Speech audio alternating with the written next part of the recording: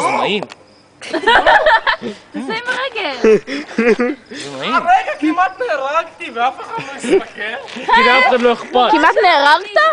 כמעט הנה, עשיתי ככה. ניסיתי להניח את הפלאפון, זה ירוץ. אוי ובוי. כי לאף אחד לא אכפת. אני יודע. לי אכפת. זה הודיתי לכם. זה כואב. כן, נכון. ונפגע באלון, אבל היא תתבע אותי. ותוציא נגדי צו הרחקה. אני אצביע אותך. מגניב, ואז תתבע אותי. מה, לא? את מצלמת סרט? לא. כן, היא מצלמת סרט, נראה את המנורה האדומה, זה מסגיר תמיד. אלוהים תראי. וואו, זה הביא לוחצי. חבל שלא רואים את זה.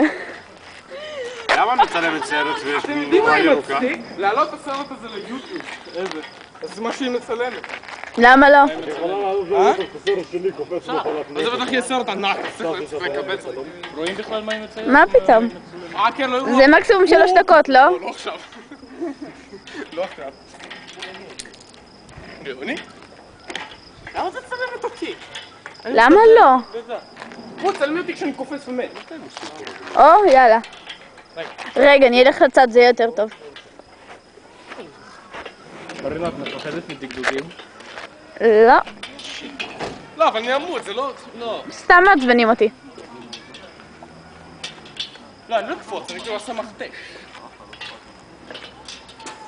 זה חורק. אני מחכה. יופי, עכשיו לי יהיה שם.